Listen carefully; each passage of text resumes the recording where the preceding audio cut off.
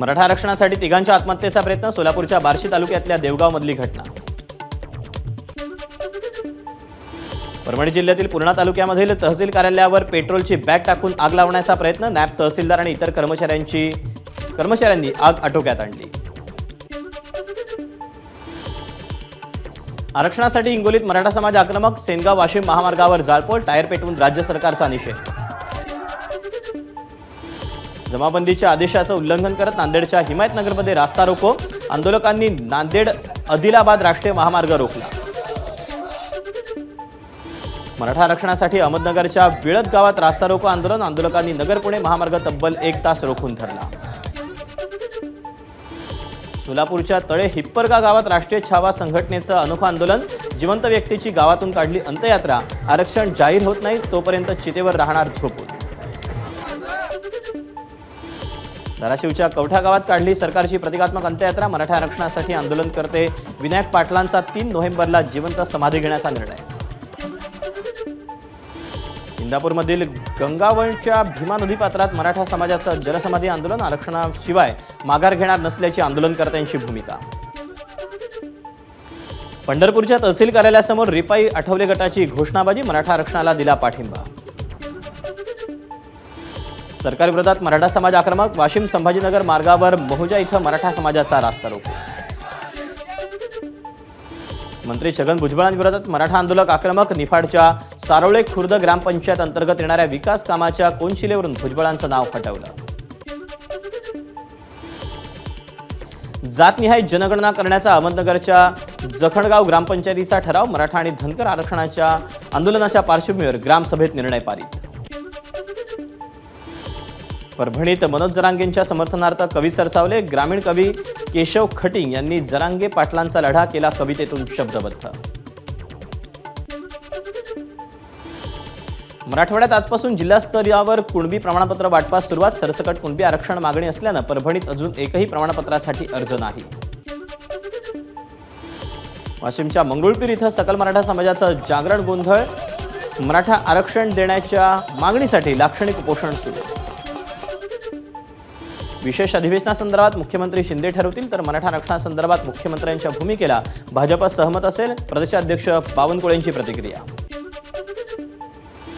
रत्नागिरी नागपूर महामार्गावर सांगोला तालुक्यातील वाटंबरे इथं सकल मराठा समाजाचं रास्ता रोको, आंदोलनामुळे महामार्गाच्या दोन्ही बाजूला 5 किलोमीटरपर्यंत वाहतूक कोंडी. नांदेडमध्ये शासकीय वाहनांची नासधूस करत आंदोलन करणारे 40 आंदोलक पोलिसांच्या ताब्यात, व्हिडिओ आणि फोटोच्या मदतीने हिंसक आंदोलन करणाऱ्यांचा शोध सुरू. सांगलीत मराठा आरक्षण आंदोलनामुळे 100व्या नाट्य संमेलनाचा होणारा मुहूर्तमेढ कार्यक्रम तुर्तास रद्द, सांगलीत झालेल्या नाट्य संमेलनाच्या बैठकीत निर्णय.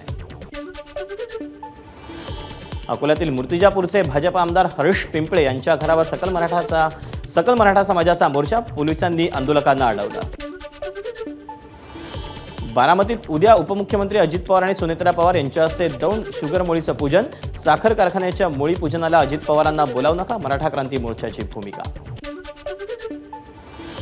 मराठा आरक्षण मिळत नाही तोपर्यंत पक्ष भूमिका बाजूला ठेवणार, शिंदे गटाचे सोलापूर जिल्हा प्रमुख अमोल शिंदेंची भूमिका.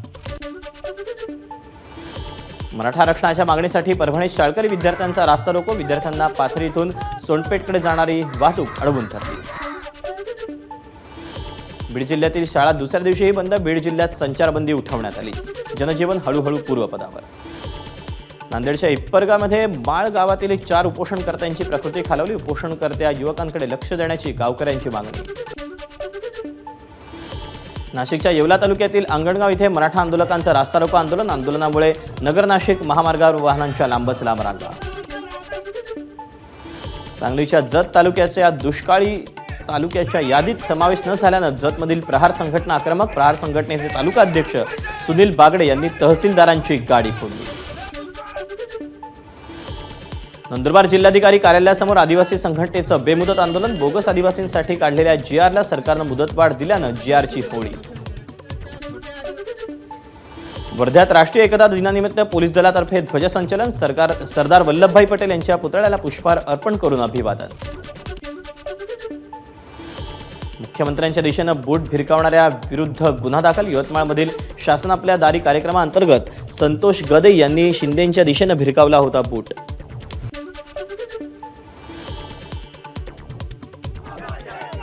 बेळगावसह संपूर्ण सीमा भागात काळा दिन. ठाकरे गटाच्या कार्यकर्त्यांना कोगनोळी टोलनाक्यावर अडवण्यात आलं. मराठा आरक्षणासाठी वारकरी शिक्षण संस्थेचे बाल वारकऱ्यांच्या पंढरपूरच्या विठुरायाला साकडं. ज्ञानेश्वर महाराज जोगदंड यांच्याकडे शिक्षण घेणारे बाल वारकरी.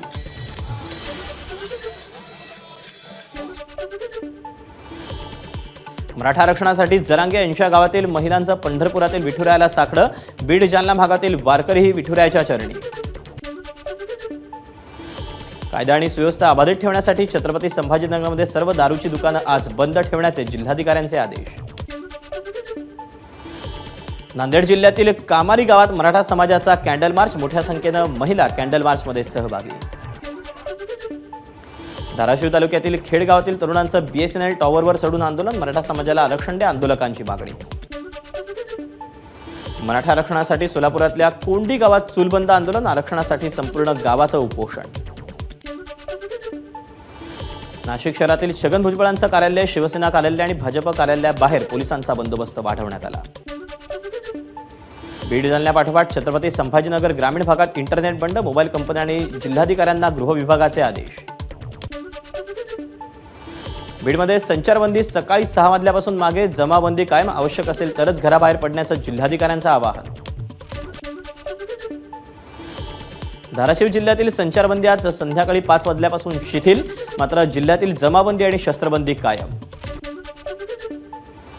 बीड शहरातील संचारबंदीमध्ये शिथिलता आल्यानं नागरिकांच्या पेट्रोल पंपावर रांगा.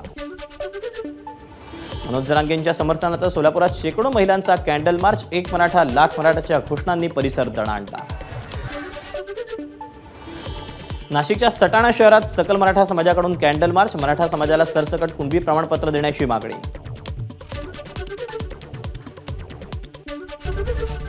एबीपी माझा, उघडा डोळे बघा नीट.